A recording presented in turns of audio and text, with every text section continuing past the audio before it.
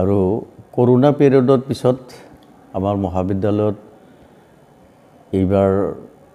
যেটো আমাৰ শোভাযাত্ৰা হল সাংস্কৃতিক শোভাযাত্ৰা এটো প্ৰথম হল আমি বিভিন্ন কাৰণত অনুষ্ঠানটো কিবা বন্ধ ৰাখিব লগা হৈছিল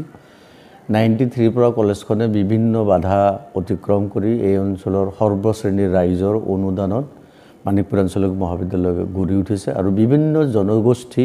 বিভিন্ন ধৰ্মাৱলম্বী বিভিন্ন জাতি জনগোষ্ঠীৰ সমন্বয়ত এইখন কলেজৰ জন্ম হৈছিল যিসকল ব্যক্তিৰ মহানুভৱতাৰ প্ৰচেষ্টাত কলেজখন জন্ম লৈছিল তেওঁলোকৰ অন্তিম তেওঁলোকে আমাৰ মাজত বৰ্তমান নাই তেওঁলোকৰ সেই অন্তিম যাত্ৰাত আমি কিছুমানৰ সহযোগীও হৈছিল কিন্তু আজিৰ এই উৎসৱমুখৰ পৰিৱেশত তেওঁলোকৰ বিদেহী আত্মাৰ চিৰশান্তি কামনা কৰিছো আৰু যিসকল জীয়াই আছে তেওঁলোকৰ আমি দীৰ্ঘায়ু কামনা কৰিছো এই অনুষ্ঠানটোৰ জৰিয়তে আমাৰ যেনেকৈ বিভিন্ন ধৰ্মাৱলম্বী মানুহৰ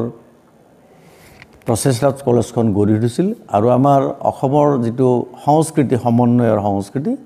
বিভিন্ন সাংস্কৃতিক অনুষ্ঠানৰ জৰিয়তে আমি সমন্বয়ৰ বাৰ্তাটো সমাজলৈ প্ৰেৰণ কৰিব খুজিছো ইয়াতে বৰ্তমান আমাৰ সমাজৰ যিবিলাক সামাজিক বেধি ডাইনী হত্যা বাল্য বিবাহ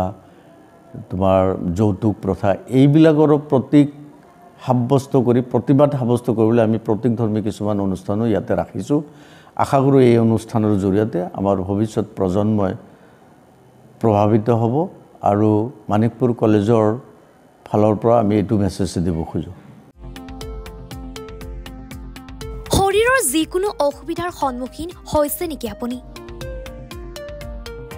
শাৰীৰিক সমস্যাৰ প্ৰতিকাৰ কেৱল আমি দিম অভিজ্ঞ চিকিৎসকে দিব সুপৰামৰ্শ প্ৰতি সপ্তাহত থাকিব বিভিন্ন ৰোগৰ বিশেষজ্ঞ চিকিৎসক